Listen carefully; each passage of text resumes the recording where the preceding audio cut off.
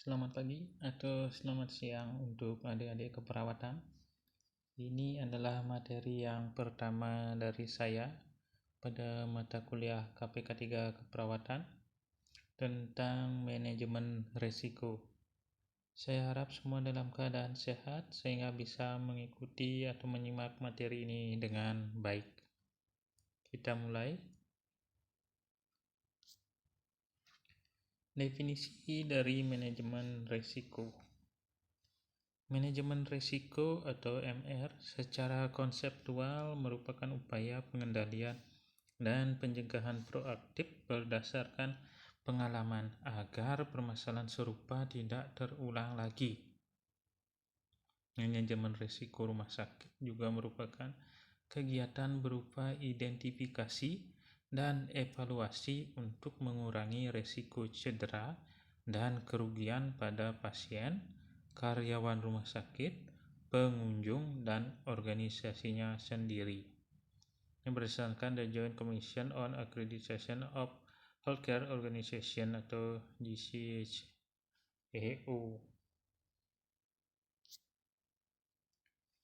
Peran manajemen risiko dalam keselamatan pasien. Yang pertama, penentuan konteks. Penentuan konteks ini diselaraskan dengan visi dan misi organisasi atau rumah sakit serta sasaran yang ingin dicapai. Lebih lanjut, ditetapkan pula kriteria risiko yang sesuai bagi organisasi atau rumah sakit atau pelayan kesehatan. Yang nomor 2 itu identifikasi bahaya. OHSAS 18001 atau Occupational Health and Safety Assessment Series atau standar internasional untuk penerapan manajemen K3 mensyaratkan prosedur identifikasi bahaya dan penilaian risiko terdiri dari faktor internal organisasi dan eksternal organisasi, antara lain individu, barang, dan jasa, kegiatan proses, dan juga kondisi lingkungan. Yang ketiga, penilaian risiko, analisa risiko, dan evaluasi risiko. Tingkat uraian, contoh rinci. Misalnya, risiko hampir pasti terjadi. Itu dapat terjadi setiap saat dalam kondisi normal.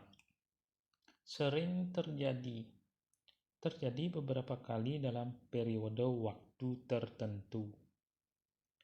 Dapat terjadi, risiko dapat terjadi namun tidak sering. Kadang-kadang terjadi. Yang terakhir ada jarang sekali. Dapat terjadi dalam keadaan tertentu. Yang keempat ada pengendalian risiko. Terdiri dari eliminasi. Eliminasi adalah teknik pengendalian dengan menghilangkan sumber bahaya. Kemudian ada pengendalian teknis. Sumber bahaya biasanya berasal dari peralatan atau sarana teknis yang ada di lingkungan kerja. Karena itu, pengendalian bahaya dapat dilakukan melalui perbaikan pada desain, penambahan peralatan, dan pemasangan peralatan pengaman.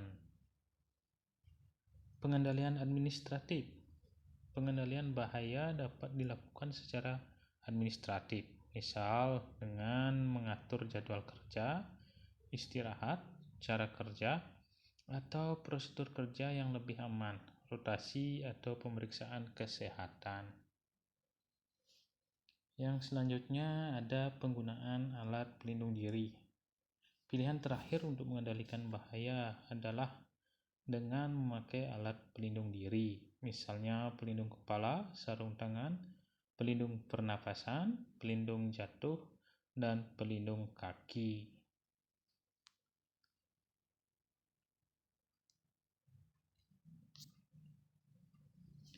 Kita masuk ke pasien safety.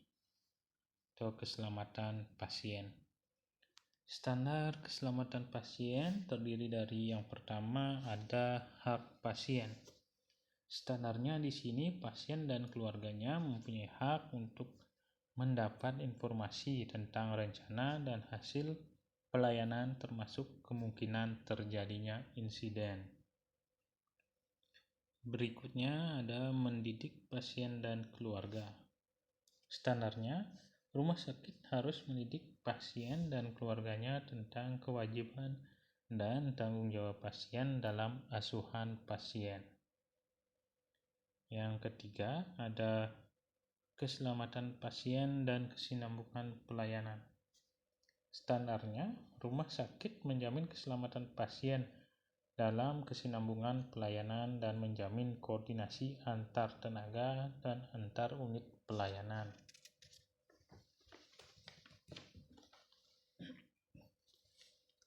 Selanjutnya, nomor 4 ada penggunaan metode-metode peningkatan kinerja untuk melakukan evaluasi dan program peningkatan keselamatan pasien.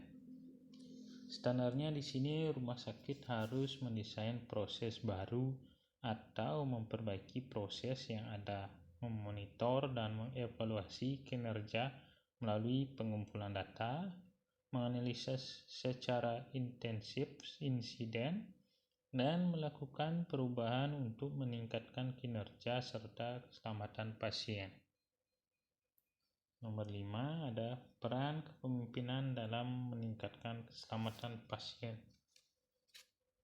Pemimpin mendorong dan menjamin implementasi program keselamatan pasien.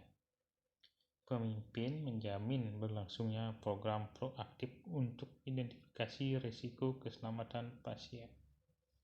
Pemimpin mendorong dan menumbuhkan komunikasi dan koordinasi antar unit dan individu berkaitan dengan pengambilan keputusan tentang keselamatan pasien. Dan yang lain. Selanjutnya nomor 6 ada mendidik staf tentang keselamatan pasien. Salah satu standarnya rumah sakit memiliki proses pendidikan, pelatihan, dan orientasi untuk setiap jabatan mencakup keterkaitan jabatan dengan keselamatan pasien secara jelas.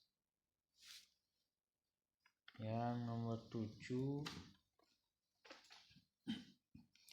komunikasi merupakan kunci bagi staf untuk mencapai keselamatan pasien.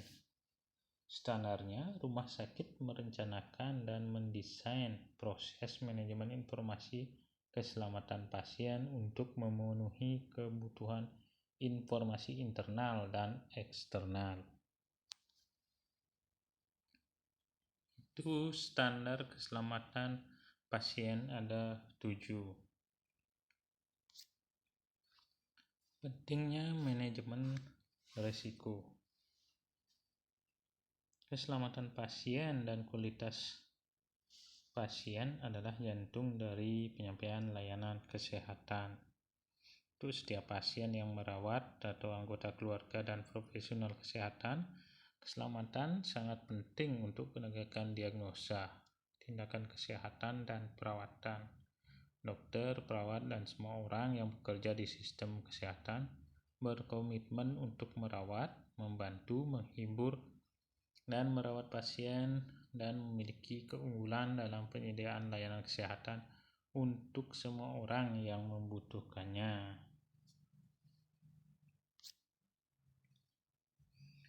Proses manajemen risiko. Yang pertama, ada identifikasi risiko. Identifikasi risiko dilakukan untuk mengidentifikasi risiko-risiko apa saja yang dihadapi oleh suatu organisasi.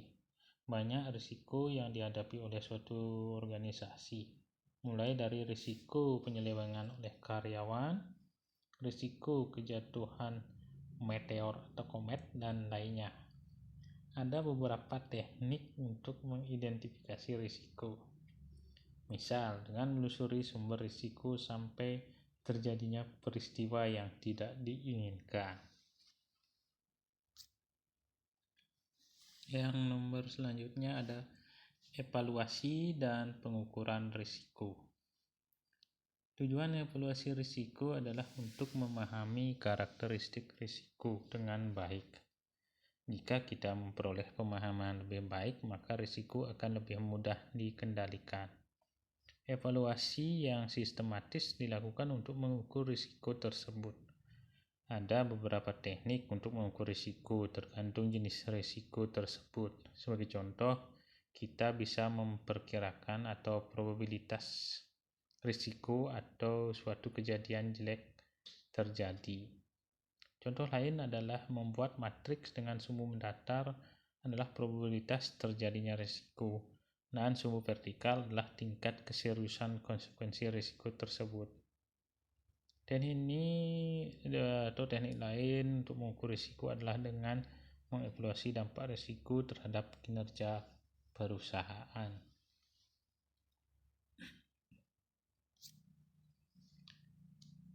Pengelolaan risiko.